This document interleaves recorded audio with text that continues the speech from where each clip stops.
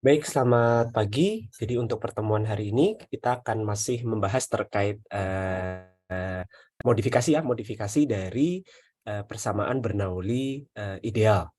Jadi kalau persamaan Bernoulli ideal, mungkin saya sedikit mereview ya sebelum kita lanjutkan materi.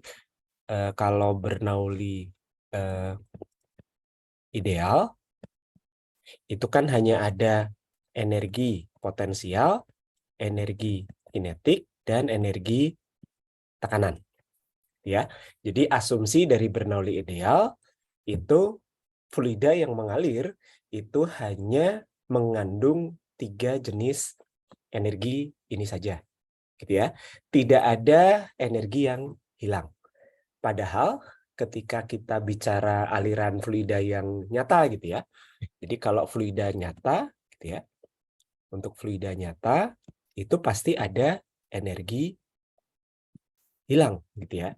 Hilangnya karena apa? Karena ada gesekan atau kita sebut yang namanya friksi, gitu ya. Gesekannya antara apa dengan apa? Antara fluida dengan dinding si pipa, gitu ya. Karena kan fluida ngalirnya di dalam pipa. Nah, berarti karena untuk fluida nyata ini ada energi yang hilang sebagai friksi, ya. Berarti kalau pipanya sangat-sangat panjang, gitu ya, nanti energi yang hilang akan semakin besar. Kalau energi yang hilang semakin besar, lama-lama di tengah jalan, ya nggak harus di tengah-tengah banget ya, pokoknya sepanjang perjalanannya si fluida, lama-lama energi dari si fluida itu akan habis, gitu ya. Kalau energinya habis, ya fluidanya tidak akan bergerak. Kan dia sudah tidak punya energi, gitu ya. Jadi kalau pipanya sangat panjang, energi yang hilang ini makin banyak, energi si fluidanya habis, fluidanya tidak akan bergerak. Padahal fluidanya belum nyampe di ujung pipa, gitu. Nah, ini kan tidak diinginkan. Sehingga karena ada energi yang hilang, harus ada tambahan energi. Tambahan energinya dari mana? Dari pompa biasanya. Kalau fluidanya cair, kita pakai pompa. Kalau fluidanya itu gas, kita pakai blower. Kalau butuh energi tambahannya sangat tinggi, apalagi kalau kita mau menaikkan tekanan gas, gitu ya, kita gunakan yang namanya kompresor. Ya, itu. Jadi ketika kita sudah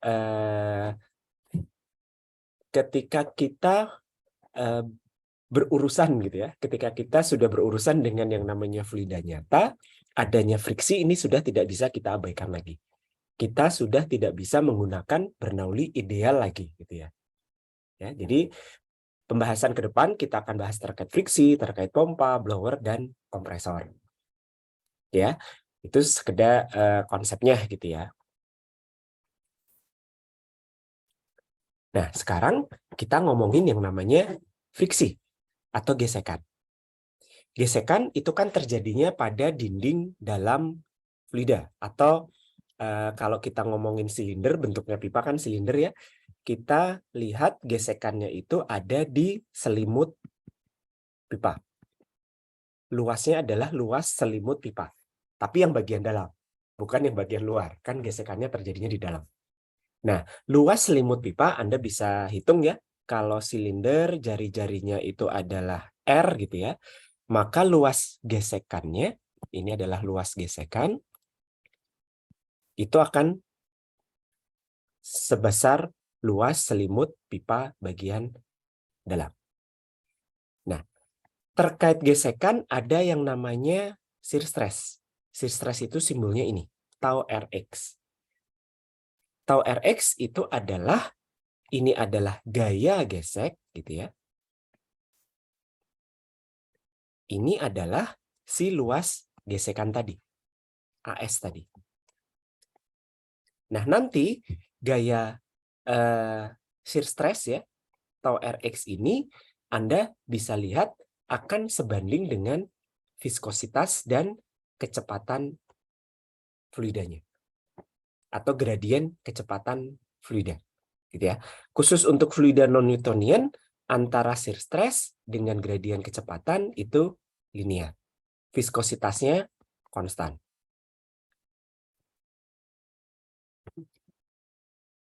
Bisa ditangkap ya. Jadi kalau Newtonian viskositasnya konstan, sehingga kalau tau Rx-nya makin besar, du per dr-nya juga makin besar. Du per dr itu adalah gradien kecepatan.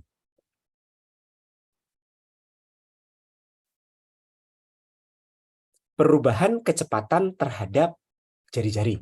Ya. Gradien kecepatan itu adalah dux itu adalah perubahan kecepatan, dr-nya adalah perubahan jari-jari. Jadi perubahan kecepatan terhadap perubahan jari-jari. Ini kecepatan, ini jari-jari atau radius. Ya, jadi sebetulnya nanti Anda sudah harus mempertimbangkan gaya gesek ini atau friksi ini di dalam persamaan Bernoulli. Oke, ini yang sudah kita diskusikan di pertemuan sebelumnya. Apakah ada pertanyaan dulu sampai di sini?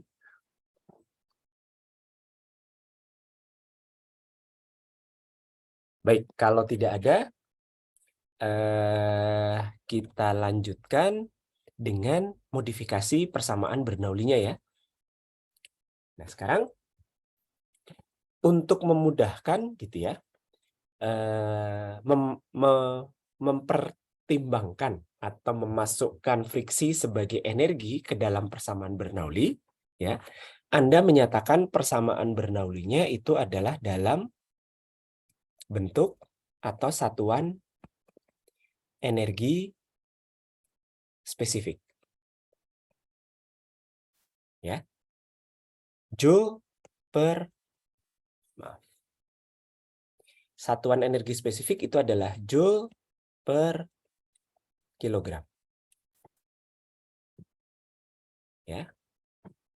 Karena nanti perhitungannya akan banyak menggunakan satuannya Joule per kilogram. Jadi lebih enak energi spesifik persamaan Bernoulli-nya itu dalam Joule per kilogram semua. Gitu. Masih ingat ya, energi Bernoulli itu adalah energi potensial ditambah energi kinetik ditambah energi tekanan. Di titik 1 akan sama dengan energi potensial ditambah energi kinetik ditambah energi tekanan di titik 2. Itu kalau Bernoulli ideal.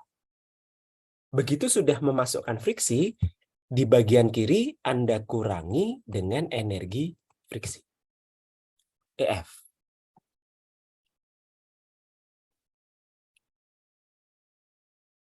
Ya. Jadi bentuk persamaan Bernoulli yang dimodifikasi ketika sudah memasukkan friksi adalah EH ditambah EK ditambah EP dikurangi EF. Kalau di kiri ya, karena ini kan Anda bayangkan aliran masuk pipa gitu ya. Ini adalah titik 1 tempat masuknya, ini adalah titik 2 tempat keluarnya gitu. Ya. Jadi total energi di titik 1 akan sama dengan total energi di titik 2. Itu masih berlaku. Karena hukum kekekalan energi masih berlaku. Itu ya. Hanya di titik masuknya, sekarang Anda punya energi friksi. Karena energi friksi ini menyatakan energi yang hilang, tandanya minus. Jadi EH 1 ditambah EK1 ditambah EP1 dikurangi EF sama dengan EH2 tambah EK2 ditambah EP2. Energi potensial masih ingat ya satuannya? G kali H atau G kali Z. Ini satuannya semua Joule per kilogram ya. Jadi ini G kali H ditambah setengah U1 kuadrat ya. G kali H1 tambah setengah U1 kuadrat ditambah P1 per rho gitu ya. Dikurangi EF sama dengan G kali H2 ditambah setengah U2 kuadrat ditambah P2 per rho. Ini adalah bentuk persamaan Bernoulli yang baru. Oke, sampai sini ada pertanyaan?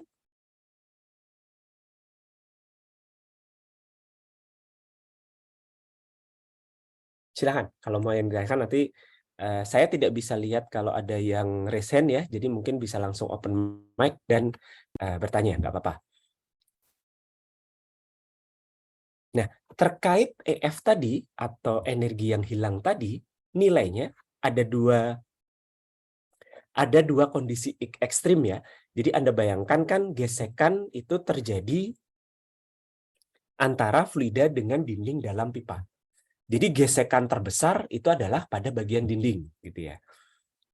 Sementara di bagian pusat pipa, kan paling jauh dari dinding gitu ya, itu gesekannya paling minimal, gitu ya. Jadi pada bagian pusat pipa, R sama dengan 0, tidak ada gesekan ya, atau Rx-nya sama dengan 0, tidak ada gradien kecepatan. Atau kecepatannya, ini artinya adalah kecepatannya paling maksimum. Itu di tengah-tengah ya, di bagian pusat pipa. Sementara di bagian dinding, R-nya sama dengan R besar gitu ya. R besar itu adalah jari-jari pipa, gesekannya adalah maksimum. Itu yang perlu diingat. Jadi tolong diingat, tolong dihafal gitu ya, bahwa nanti gesekan itu paling besar adanya di dinding, paling kecil adanya di tengah-tengah pipa. Oke. Sekarang balik lagi ke persamaan Bernoulli yang sebelah kiri gitu ya. Nah, sekarang Anda harus menghitung EF gitu ya. Energi yang hilang dengan satuan Joule per kilogram. Gimana cara menghitungnya? Nah, EF ini bisa dihitung ya dengan menggunakan bantuan gitu ya. Dengan menggunakan bantuan suatu angka yang namanya faktor friksi atau FF gitu ya. Faktor friksi. Tepatnya lagi ini adalah faktor friksi fanning. F besar itu adalah maksudnya fanning gitu ya. Gimana cara ngitungnya? Anda gunakan rumus ini. EF itu adalah 4 kali L per D dikalikan faktor friksi fanning dikalikan setengah kali U kuadrat. L itu adalah panjang pipa, ya. D-nya itu adalah diameter pipa, ya. U-nya kecepatan. Kecepatan dalam satuan meter per second. Ya. Jadi Anda harus mencari faktor friksi dulu, baru kalau nanti faktor friksinya sudah ketemu, Anda bisa menghitung EF. Dengan menggunakan data-data panjang pipa, diameter pipa, kecepatan fluida ya, ini kecepatan fluidanya. Nah, karena ada faktor friksi fanning, ada angka 4 di depan gitu ya. Ini bisa disatukan menjadi ini. Ini adalah faktor friksi Moody. Ini beda orang gitu ya. Jadi Pak Moody ini menggunakan 4 kali faktor friksi fanning. Oke. Sampai di sini cukup jelas?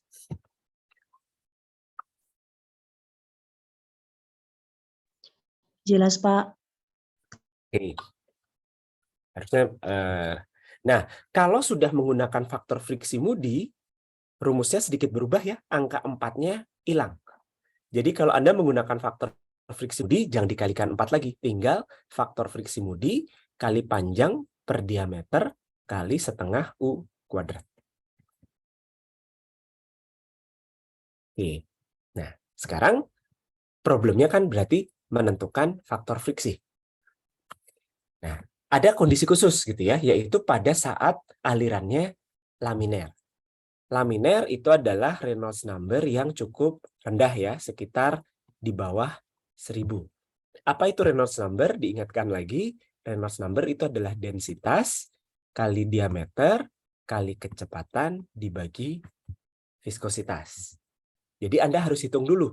Ketika si fluida itu mengalir di dalam pipa, ya, kan dia ada kecepatannya gitu ya. Kemudian fluidanya tertentu gitu ya. Jadi densitas dan viskositasnya tertentu, dia ngalir di dalam pipa diameternya tertentu, maka Anda bisa hitung Reynolds number-nya. Tentukan dulu Reynolds number-nya, gitu ya. Kalau itu masuk ke daerah laminer, kurang dari 1000, Anda bisa hitung langsung berapa faktor friksinya. Kalau faktor friksi fanning, Reynolds laminer gitu ya, tinggal 16 dibagi Reynolds number. Ini khusus laminer ya, khusus Reynolds number di bawah 1000. Tapi kalau menggunakan faktor friksi Moody, karena ini adalah 4 kali faktor friksi fanning, berarti 64 dibagi Reynolds number. Paham ya? Nah, sekarang kalau nggak laminer bagaimana? Gitu. Kalau tidak laminer, sudah di atas 1000 gitu ya. Nah, ini ternyata hasil percobaan yang menentukan faktor friksi, ya percobaannya oleh Pak Nikurdasenya tahun 33 gitu kisarannya gitu ya. Ternyata faktor friksi itu tidak hanya dipengaruhi oleh Reynolds number, tapi juga dipengaruhi oleh kekasaran pipa. Ya, jadi dipengaruhi oleh Reynolds number dan kekasaran permukaan dalam ya, bagian dalam pipa. Karena kan fluida ngalirnya di dalam gitu ya. Nah, lewat. Nah, ini contoh epsilon ini adalah angka konstanta kekasaran pipa. Anda bisa lihat ya, konkrit itu adalah beton. Nilainya 0,3 sampai 3. Cast iron itu adalah besi tempa gitu ya. Kalau commercial steel pipe itu besi pipa baja gitu ya. Anda lihat ya nilai epsilonnya beda-beda. Makin besar epsilonnya, pipanya makin kasar. Kira-kira gitu ya. Anda bisa artikan dari tabel ini mana pipa yang paling kasar, mana pipa yang paling halus. Anda juga bisa nalar ya. Kalau pipanya makin kasar, gesekannya makin besar atau makin kecil? Kalau bagian dalam pipanya itu makin kasar, fluidanya mengalir misalnya ya dengan kecepatan yang sama gitu ya, Reynolds number-nya sama, tapi pipanya lebih kasar, gesekannya akan lebih besar atau lebih kecil? Lebih besar, Pak. Lebih besar. Kalau gesekannya lebih besar, energi yang hilang, ini kan gesekannya makin besar.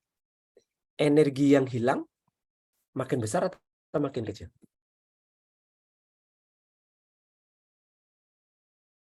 Kalau gesekannya makin besar, energi yang hilang karena gesekan makin gimana?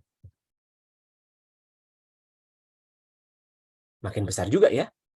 Ya. Jadi kalau makin kasar, gesekannya makin banyak gitu ya, makin besar, maka energi yang hilang juga akan makin banyak. Artinya apa? Kalau energi yang hilang itu makin banyak, nanti kebutuhan untuk nambah energinya juga makin banyak. Gitu aja, tinggal dibalik. Oke ya. Nah, ini adalah kalau alirannya tidak laminer. Ya, sebetulnya Anda bisa menggunakan beberapa persamaan gitu ya, tapi ini relatif kompleks gitu ya. Cara paling gampang adalah dengan menggunakan kurva. Ya, jadi kurva ini Anda lihat judulnya dulu ya. Ini adalah faktor friksi fanning. Jadi kalau menggunakan faktor friksi fanning, ya ini adalah faktor friksi fanning, maka tadi apa? EF adalah 4 kali L per D kali faktor friksi fanning kali setengah kali U kuadrat. Anda bisa lihat, kalau masih 1000, ya, ini kan 1000 nih, atau lebih kecil gitu ya, garisnya lurus. Karena di sini FF-nya adalah 16 per Reynolds number. Garis miring lurus gitu ya, namanya garis ya pasti lurus ya. Tapi kalau Anda lihat Reynolds number-nya sudah makin besar ya, makin turbulen, Anda bisa lihat ternyata makin besar Reynolds number, kurvanya mendatar. Ya, jadi ternyata kalau Reynolds number-nya makin besar, faktor friksinya itu menjadi konstan. Kalau epsilon atau epsilon per D-nya makin besar, maka faktor friksi juga makin besar. Ini kan epsilon per D, Anda bisa lihat ya angkanya paling bawah itu sekitar 5 kali 10 pangkat minus 7. Makin ke atas makin besar nilainya, artinya pipanya makin kasar. Kalau epsilon per D itu makin kasar, makin besar, FF-nya juga makin tinggi. Ya kan? Kalau FF-nya makin tinggi, EF-nya juga makin tinggi. Tapi kalau Reynolds number misalnya di satu pipa gitu ya, Anda lihat yang garis pertama gitu ya. Ini kan Reynolds number-nya makin gede gitu ya. Tapi lama-lama dia mendatar. Makin mendatar itu artinya FF-nya konstan. Kalau FF-nya konstan berarti nanti EF-nya juga konstan. Oke. Cara mencarinya gimana nilai FF? Berarti Anda tinggal hubungkan saja. Anda nyari Reynolds number dulu gitu ya. Reynolds number itu adalah densitas diameter kali kecepatan dibagi viskositas. Misal Anda dapatkan 1 kali 10 pangkat 5. Lalu Anda lihat, karena dia di atas laminer ya, 100.000 itu kan sudah bukan laminer. Dia maksudnya turbulen kan. Anda harus lihat kekasaran pipanya. Epsilon per D-nya berapa? Nah, epsilon per D-nya berapa? Misalnya ya, Anda menggunakan garis yang paling bawah gitu ya. Berarti ini Anda tarik ke atas gitu ya. Di sini kan ya. Lalu Anda tarik ke kiri. Lurus gitu ya. Maaf kalau ini tidak terlalu lurus gitu ya. Nilainya jatuh di sini. Ini kira-kira berapa? Angkanya bisa baca.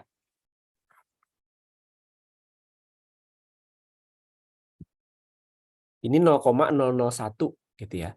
Ini 0,01. Berarti ini kan 0,02, 0,03, 0,04 gitu ya. Yang atasnya 0,05. Berarti ini sekitar 0,0045. Ya. Ketemu ini adalah FF, faktor friksi fanning. EF-nya ini gitu. Harus dihitung. Berarti Anda harus tahu nilai kecepatan aliran fluidanya berapa. Oke, sampai di sini apakah ada pertanyaan?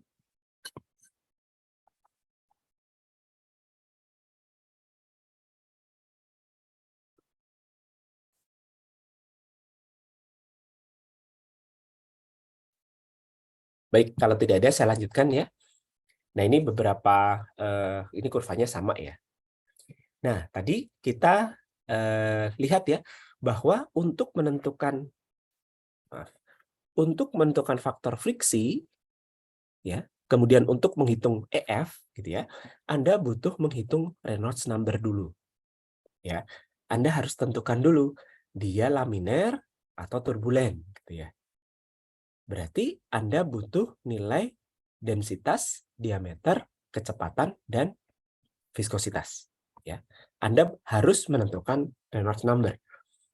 Nah, terkait dengan diameter, mungkin sudah pernah dibahas juga ya. Saya lupa. Kalau Anda beli pipa, ya, pipa-pipa itu biasanya dinyatakan dalam ukuran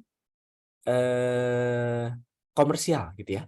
Ada beberapa data ya, kalau misalnya nanti Anda buka handbook atau guidebook-nya gitu ya, dari bukan guidebook ya istilahnya, ya technical ini information-nya dari pipa gitu ya. Itu secara komersial ukuran pipa itu dinyatakan dalam berbagai parameter. Tidak hanya diameter. Yang umum itu adalah yang namanya diameter nominal. Diameter nominal ini bukan diameter yang sebenarnya sebetulnya.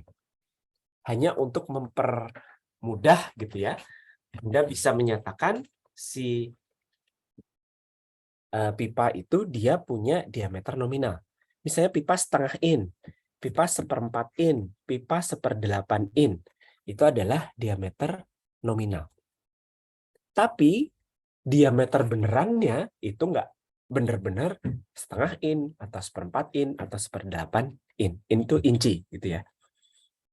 Nah, biasanya nanti ada yang namanya schedule number. Schedule number itu ada yang 10, ada yang 20, ada yang 40, ada yang 80 gitu ya. Nah, makin besar schedule number-nya itu menyatakan pipa yang makin tebal. Dinding pipanya makin tebal. Bisa ditangkap ya. Jadi kalau Anda ingat, kalau Anda nanti dengar, oh pipa setengah in schedule 40, ya, pipa misalnya pipa setengah in schedule 40 dengan pipa setengah in schedule 80, bedanya adalah di tebal pipa. Biasanya yang sama, kalau sama-sama pipa, bukan biasa ya memang ya, kalau pipa itu diameter nominalnya itu sama-sama setengah in misalnya, itu diameter luarnya sama. Ya, jadi kan ada pipa, ini ada diameter luar, ada diameter dalam, gitu ya, karena ada tebalnya kita. Nah, kalau sama-sama pipa yang setengah in, maka diameter luarnya sama. Ini misalnya contohnya pipa 1/4 in gitu ya, maka diameter luarnya adalah 0,54 inci. Pipa 1/4 ya, diameter luarnya itu adalah 0,54, ini harusnya pipa ya sekitar itu gitu ya.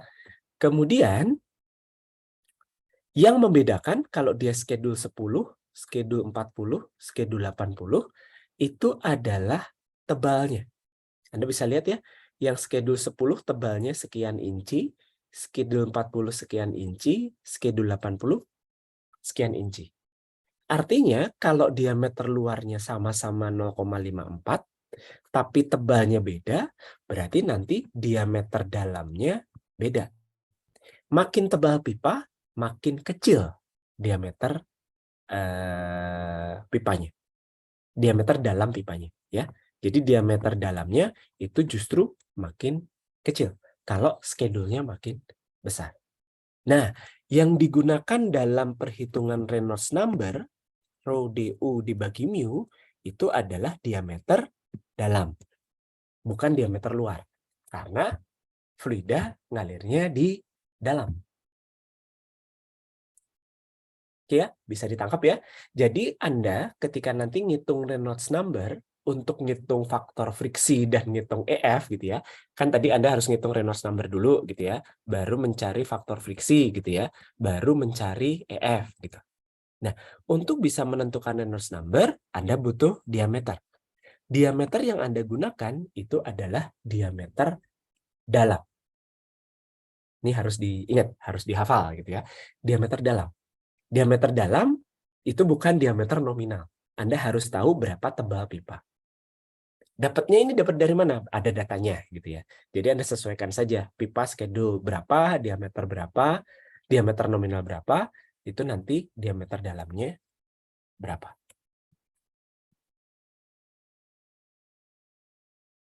Ya, ini contoh-contoh lagi gitu ya. Anda bisa lihat, jadi ada diameter nominal, ada diameter luar gitu ya, ada schedule number, ada ketebalan pipa, dan ada diameter dalam.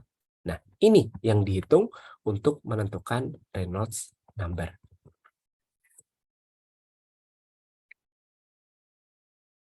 Apakah ada pertanyaan sampai di sini?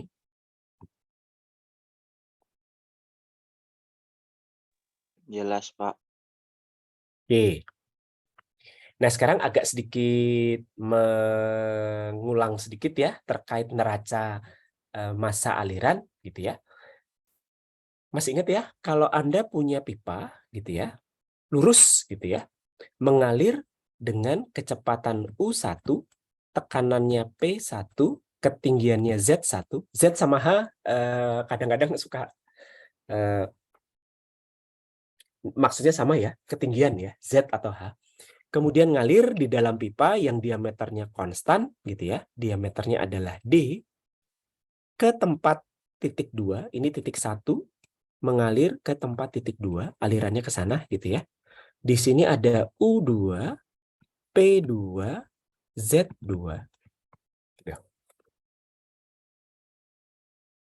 Anda harus ingat gitu ya, harus hafal gitu ya. Neraca massa itu adalah M 1 sama dengan M2. Laju alir massa kilogram per second itu sama. Laju alir massa itu apa? Densitas dikalikan diameter, densitas dikalikan A dikalikan laju alir volumetrik ya. Sama dengan densitas dikalikan A dikalikan A1 ya, densitas 1, laju alir volumetrik 1, A2 dikalikan V2. A itu adalah luas penampang pipa, V itu adalah laju alir volumetrik. Nah, karena yang mengalir fluidanya densitasnya konstan ya, Anda bisa coret gitu ya. Nah, kemudian kalau diameternya sama gitu ya, ini kan diameternya sama ya. D1 itu sama dengan D2, maka A1 juga akan sama dengan A2. Ya, kalau pipanya tidak mengalami perubahan diameter, berarti kan tidak ada perubahan luas penampang gitu ya.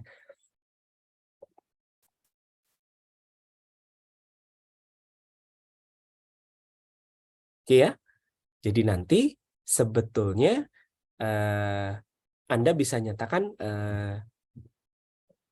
sorry ini agak kayaknya saya salah maaf ini ya, harusnya begini, Rho kali V1 sama dengan Rho kali V2 gitu ya. Rho itu adalah V1 itu adalah Rho kali A1 U1 sama dengan Rho kali A2 V2. U2. Maaf. Nah, kalau tidak ada perubahan densitas dan tidak ada perubahan kecepatan, tidak ada perubahan luas penampang, maka nanti U1 sama dengan U2. Ya, ini U1 sama dengan U2. Nah, laju alir volumetrik satuannya adalah meter kubik per second, itu adalah ini adalah A kan ya. A itu kan sama dengan pi per 4 kali diameter kuadrat. Jadi ini. Jadi laju alir volumetrik itu adalah pi per 4 dikalikan di kuadrat kali kecepatan. Nah, sehingga nanti kalau Anda punya pipa ya, seperti yang digambar gitu ya, kalau ketinggiannya itu berubah gitu ya, energi apa yang berubah? Di sini kan Z2 lebih tinggi daripada Z1. Energi apa yang berubah kalau ketinggiannya berubah? Bentuk energi apa yang berubah kalau ketinggiannya berubah? Ayo, masa udah lupa?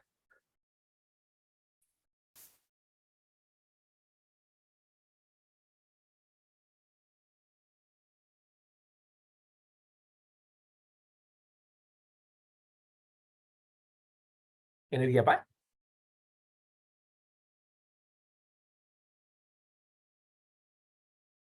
Ayo. Kan ada energi potensial, ada energi kinetik, ada energi tekanan. Yang karena ketinggian itu energi apa?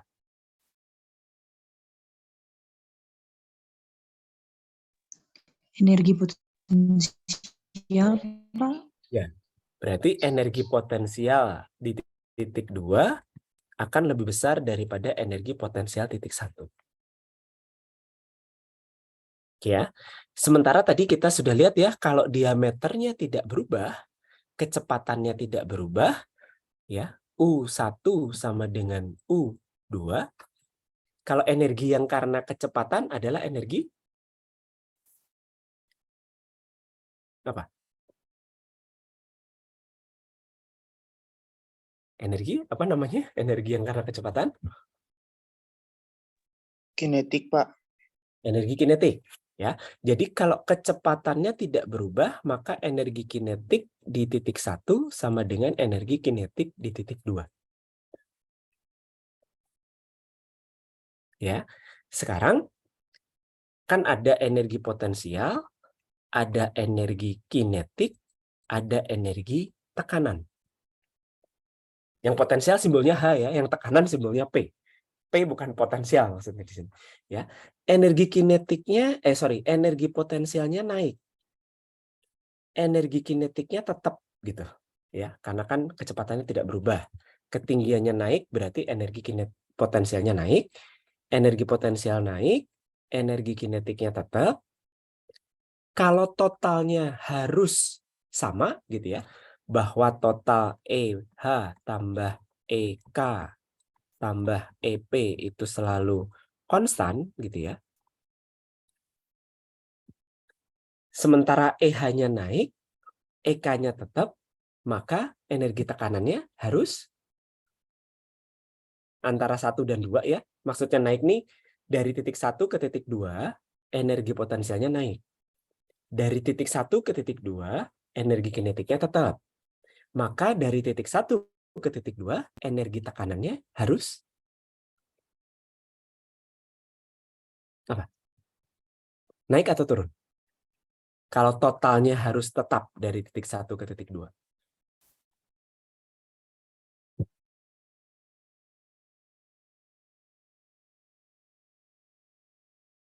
Kira-kira naik atau turun?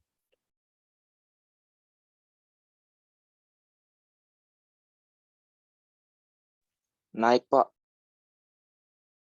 Kenapa naik? Jadi totalnya harus tetap ya, bahwa total di titik 1 dengan total di titik 2 itu harus sama. Nah, sekarang energi kinetiknya sudah sama antara 1 dan 2. Sementara energi potensialnya di titik 2 lebih besar. Berarti energi tekanannya di titik 2 lebih kecil kan? Turun berarti. Karena totalnya harus sama. Bisa dipahami nggak? Karena totalnya harus sama, ini kan ada 3 ya. Penyusunnya itu ada 3. Potensial, kinetik, tekanan. Nah, total di titik 1, dan total 3 energi ini di titik 1, dengan total 3 energi ini di titik 2 harus sama. Kinetiknya sudah sama, tapi potensialnya beda. Yang satu lebih besar, yang titik 2 lebih besar. Berarti kan tekanannya harus lebih kecil, biar totalnya sama gitu ya. Artinya apa? Ketika Anda melihat sistem aliran pipa yang seperti ini, ya, tekanannya turun. Karena energi tekanannya turun. Di titik 2, tekanannya turun. Makanya ada yang namanya pressure drop. Ya. Jadi tekanannya turun. Ditambah EF gitu ya. EF itu energi yang hilang. Jadi sebetulnya nanti seharusnya karena sudah melibatkan 4 energi gitu ya, energi titik 2 itu akan turun karena dikurangi oleh EF gitu kan. Bisa nangkep ya? Atau ada yang mau ditanyakan? Silahkan.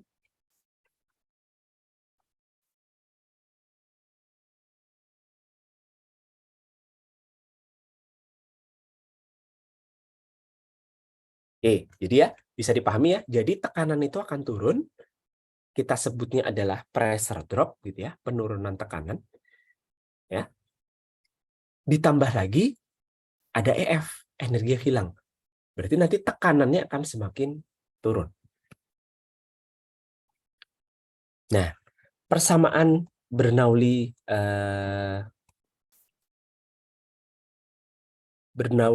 yang sudah melibatkan EF itu bentuknya seperti ini. Ya. EF-nya jadi tandanya plus karena pindah ke kanannya. Jadi kalau di kiri tandanya minus, kalau di kanan tandanya plus. Jangan bingung. Karena kecepatannya sama, Anda bisa hitung juga dengan EF-nya adalah nilainya adalah seperti ini ya, 4F, L per D, dan seterusnya. Maka sebetulnya nanti Anda bisa, ini nanti Anda coba turunkan sendiri gitu ya, dibolak-balik sendiri. Jadi sebetulnya Anda bisa menghitung berapa nanti kecepatan, berapa nanti laju alir volumetrik gitu ya, berapa FF, berapa EF gitu ya, atau berapa diameter kalau parameter yang lain diketahui. Ya, dari neraca Bernoulli nyata gitu ya, yang sudah ada EF.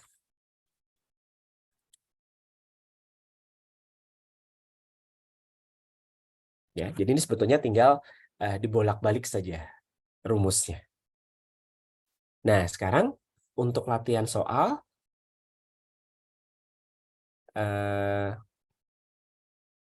kita lihat ya, ada minyak. Minyak, ya, laju alirnya 20 liter per menit. Ini adalah laju alir volumetrik ya. Volume per waktu itu adalah laju alir volumetrik. Dialirkan dari satu tangki A ke tangki B, gitu ya.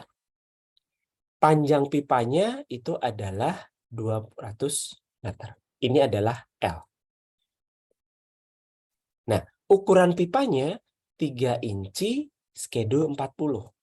Berarti nanti harus dicari nih, diameter dalamnya berapa. Kemudian ini adalah densitasnya, gitu ya. Ini adalah viskositasnya. Berarti dipakai untuk menghitung Reynolds number, gitu ya. Kemudian tangki A tertutup, tangki B terbuka. Artinya kalau terbuka ke udara, ya, terbuka ke atmosfer, berarti tekanan di B itu nanti akan sama dengan 1 atmosfer, gitu ya.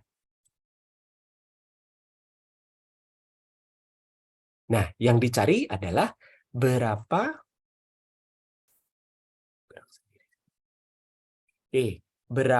tekanan di tangki A. Diketahui roughness pipanya adalah 0,0 epsilon per D ya. Ini 4 kali 10 pangkat minus 4. Gimana cara mencarinya? Ini kuncinya salah ya, jadi kita harus hitung ulang gitu ya. Tapi Anda bisa bayangkan ini gambarnya. Dilihat gambarnya saja dulu gitu ya. Ini adalah tangki A, ini adalah tangki B. Ya. Kemudian yang A itu tertutup. Disuruh dicari berapa tekanan di A. Gitu ya. Yang B itu terbuka. Itu adalah PB, itu adalah 1 ATM. Jarak pipanya itu 200 meter. Laju alir volumetriknya 200 liter per menit. Gitu ya. Nah, diketahui diameter nominalnya 3 inci skedul 40. Ini adalah 3,068 inci. Kira-kira gimana mengerjakannya?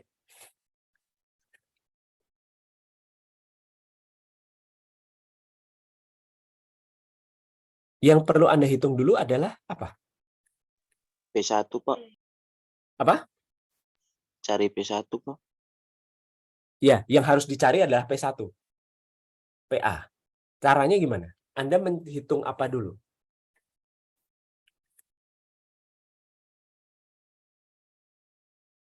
Atau Anda menyusun apa dulu?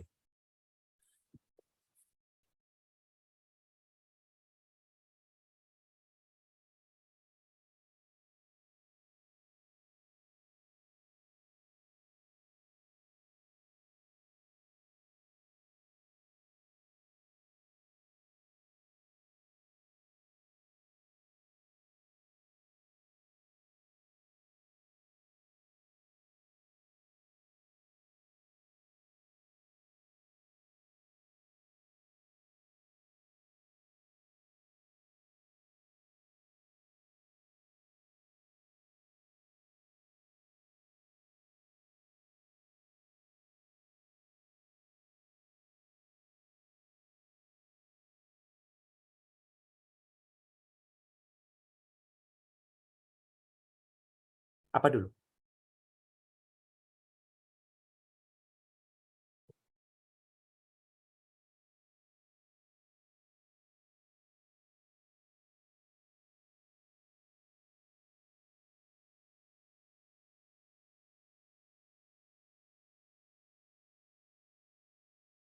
Anda harus menyusun apa? Anda harus menyusun Bernoullinya dulu, gitu ya. Antara titik A dan titik B. Jadi Anda harus bisa menyusun Bernoulli A dan B. Atau titik 1 dan titik 2. Bentuknya nyatakan dalam joule per kilogram ya. Jadi nanti kita bisa ngitung EF gitu ya. Berarti kan PA dibagi rho gitu ya, ditambah GH1 ditambah setengah U1 kuadrat A saja ya, biar nggak bingung gitu ya. PA per rho ditambah GHA. HA itu apa sih? HA itu adalah ketinggian di sini. Ini adalah HA. UA itu apa sih? Kecepatan di permukaan. Ini adalah UA. Oke ya. PA apa sih? Ya, ketinggian PA adalah tekanan di permukaan. Oke ya. Jadi PA ditambah GHA ditambah setengah UA itu akan sama dengan PB per rho ditambah GHB ditambah setengah UB kuadrat.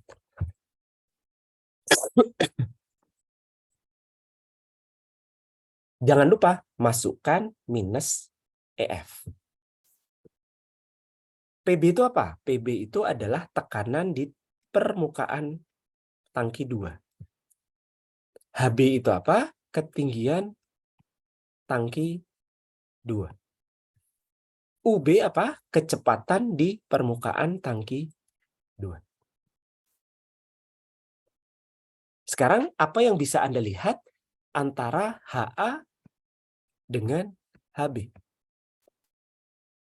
Ketinggian antara HA dengan HB menurut Anda gimana? Sama, Pak. Sama. Kemudian apa yang Anda lihat antara UA dengan UB? Sama Kalau juga kecepatannya. sama dan nilainya berapa? Kalau tangki 1, tangki 2 minyaknya sudah tidak bergerak, berarti nilainya sama dengan 1. kalau 1 tetap bergerak. Kalau 1 ya bergerak dong. Kalau tidak bergerak nilainya 0, Pak.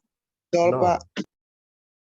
Ya, jadi ketinggian HA dengan ketinggian HB sama.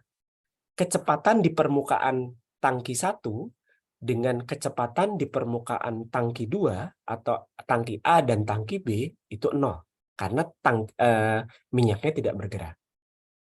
Jadi Anda bisa sederhanakan nih dari persamaan ini ya, karena GHA dan GHB-nya sama, berarti saling menghilangkan. Karena UA dan UB sama-sama, ini ditambah ya, karena UA dan UB sama-sama 0 gitu ya, ini kan 0, ini juga 0, berarti nilainya hilang gitu ya. Berarti tinggal PA per rho ditambah, PA per rho minus EF sama dengan PB per rho. Jangan lupa, rho-nya itu tadi berapa? 800, berapa nilainya? 850 kg ya. 850 kg per meter kubik gitu ya. Kemudian diameter internalnya itu berapa tadi? 3,068 gitu ya. 3,068 inci. Ini berapa meter? Ada yang bisa mengkonversikan inci ke meter?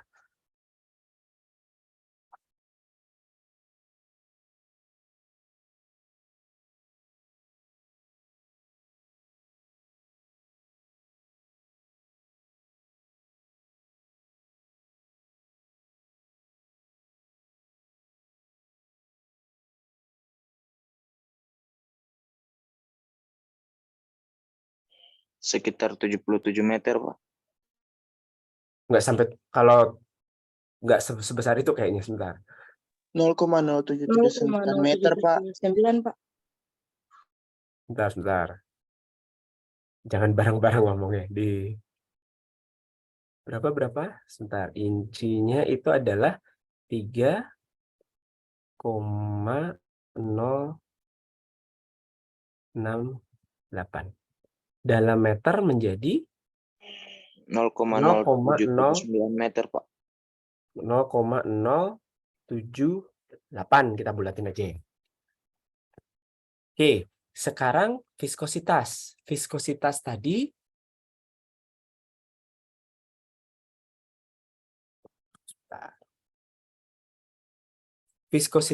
adalah 45 centipoas.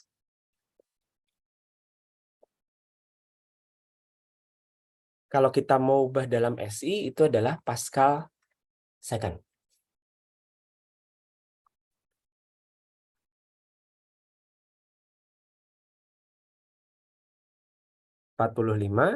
Itu kalau dalam Pascal second itu adalah 0,045. Bagi 1000 aja gitu ya. Nah, Anda perlu ngitung EF. Ya. PB tadi berapa? PB 1 ATM ya, karena terbuka di udara, itu berarti 1,01 kali 10 pangkat 5 Pascal. Kita ubah semua dalam SI ya, biar enak ngitungnya. PB-nya sudah tahu, densitasnya tahu, yang perlu dicarikan PA ya, PA-nya kan perlu dicari. Berarti Anda harus ngitung EF. EF itu adalah 4 kali L per D gitu ya. L-nya berapa tadi?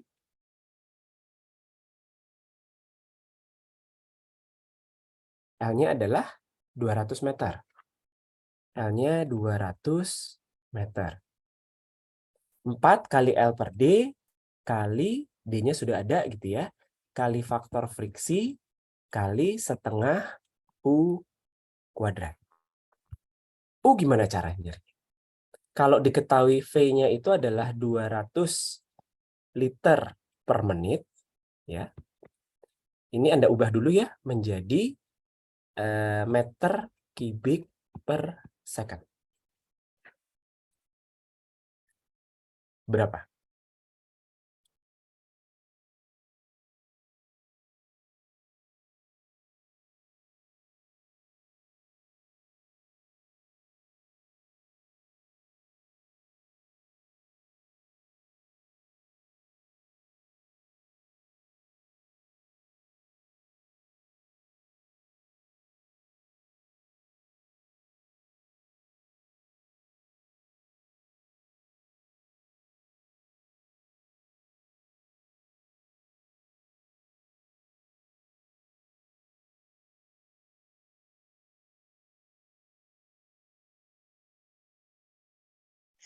Nol koma 003, Pak.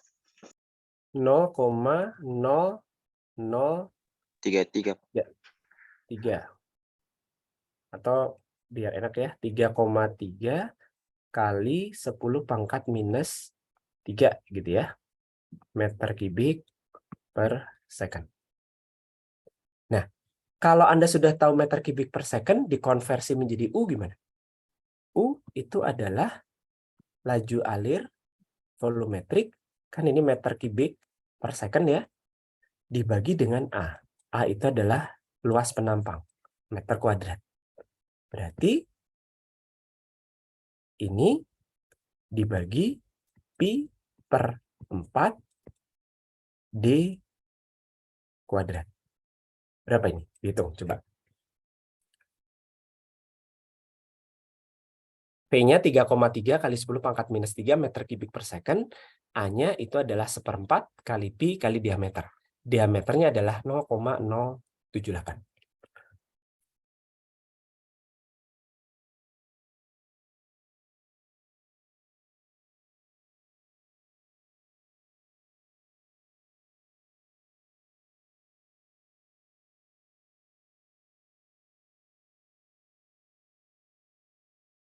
Nah, sambil ngitung ya.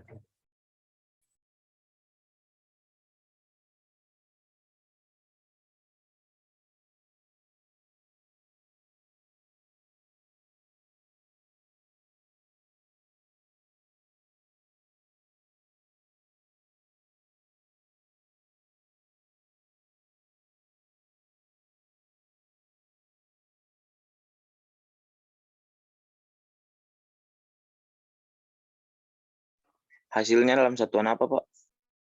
Satuannya meter per second. Kan ini meter kubik per second, A-nya meter kuadrat. Satuannya berarti meter per second. Saya dapat 0,6906 Pak.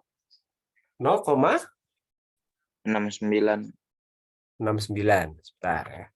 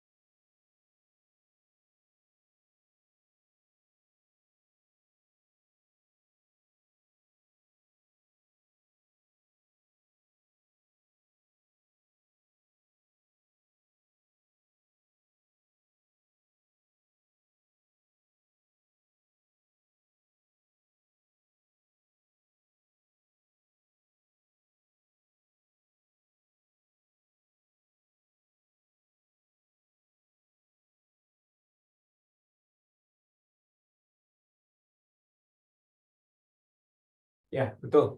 0,69. Nah, sekarang Anda sudah punya L, sudah punya D, sudah punya U gitu ya. Tinggal FF. FF tadi gimana caranya? FF itu Anda baru bisa cari kalau Anda sudah menghitung Reynolds number. Ya. Reynolds number itu adalah rho dikalikan D dikalikan U dibagi mu. Ya, rho-nya sudah ada 850. Terus D-nya 0,078, U-nya 0,69, mu-nya 0,045. Berarti silahkan hitung berapa Reynolds number-nya.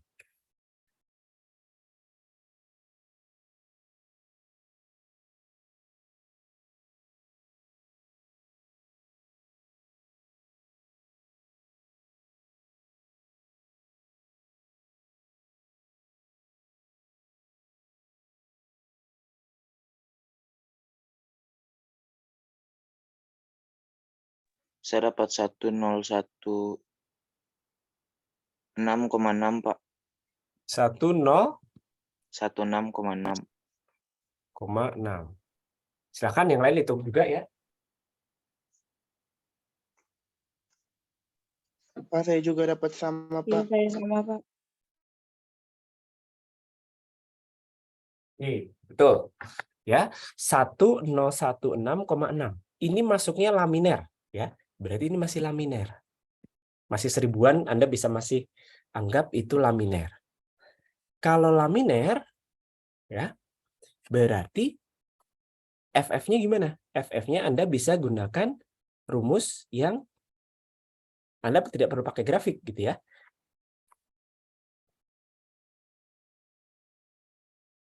FF-nya tinggal gunakan rumus yang ini. 16 dibagi Reynolds number.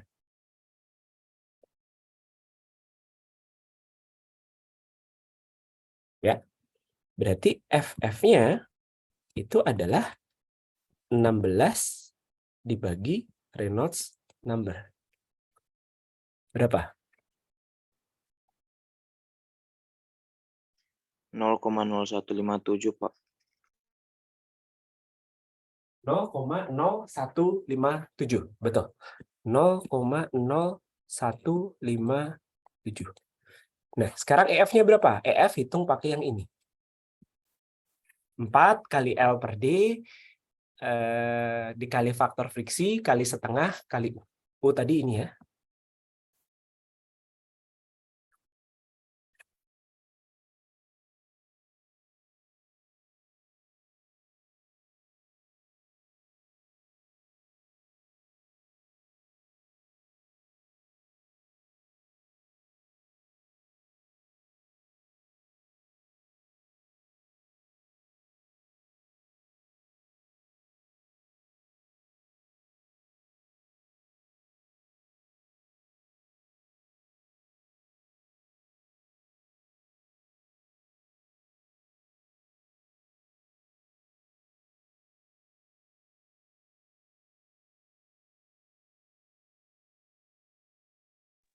Saya dapat 38,3321, Pak. Oke. EF-nya adalah 38, 3321, Pak. 33 gitu aja. Oke ya. Satuannya joule per kilogram. Ya. Jadi kalau Anda hitung dengan rumus ini, satuannya adalah joule per kilogram. Oke ya.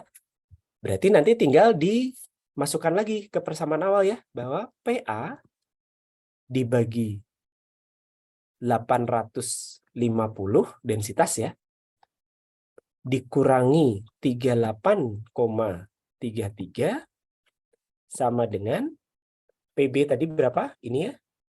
1,01 kali 10 pangkat 5 dibagi 850. Bisa ngitung berapa PA? Silahkan dihitung.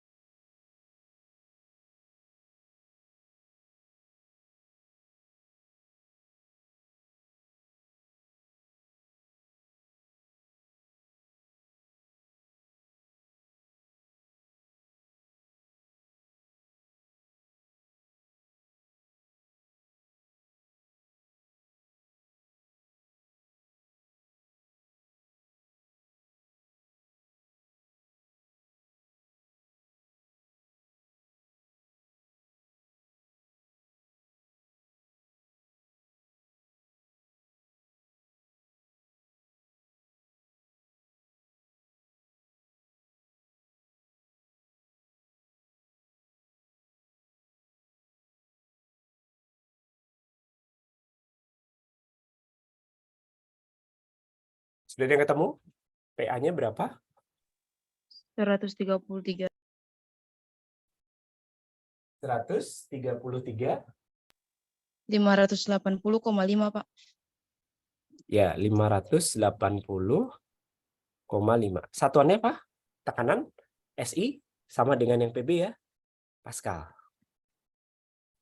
Ya, jadi diketahui bahwa tekanan di permukaan tangki A tadi ya, itu adalah 133.580,5 Pascal. Oke.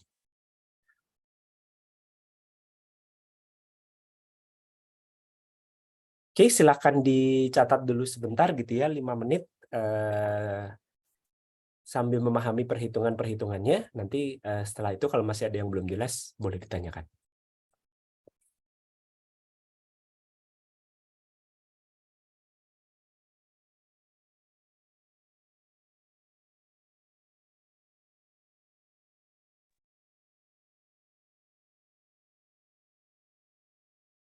Baik, apakah ada yang masih bingung dengan cara-cara pengerjaannya?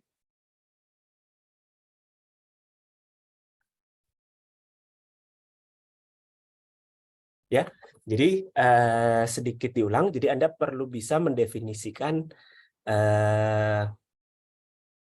situasinya gitu ya.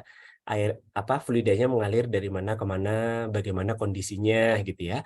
Kemudian Anda bandingkan antara dua titik ya, antara PA dan PB kalau di soal ini.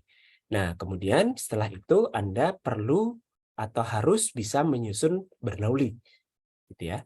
Karena kan intinya adalah persamaan Bernoulli. Memasukkan ada energi tekanan, ada energi kinetik, ada energi potensial, ada friksi. Kemudian lihat kondisinya, mana yang kira-kira bisa dianggap nol, mana yang bisa saling menghilangkan, kayak tadi. Ya. Kemudian masukkan ke Bernoulli gitu ya. Lalu hitung EF-nya. Untuk bisa menghitung EF, perlu tahu nilai Reynolds number.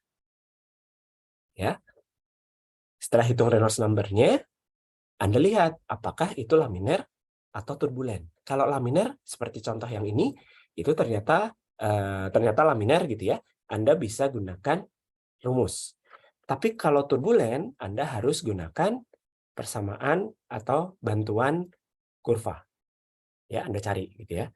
Nah, setelah tahu faktor friksinya, ya, baru nanti Anda hitung EF. dapat EF-nya, ya.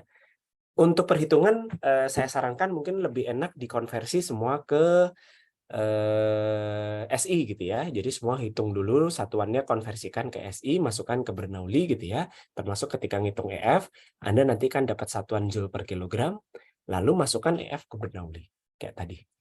Lalu dapat persamaannya gitu. Angkanya berapa? Oke. Dari langkah-langkah pengerjaan contoh soal, apakah ada yang mau ditanyakan?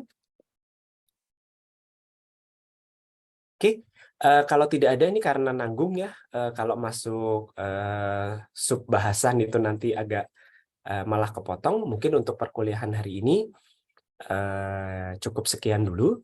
Nanti sesi pertemuan berikutnya rencananya akan diisi dulu oleh asisten untuk tutorial yang fluida mengalir. Baik, itu saja untuk pagi hari ini. Terima kasih semuanya. Selamat pagi. Selamat pagi, Pak. Selamat pagi, Pak. Terima kasih, Pak.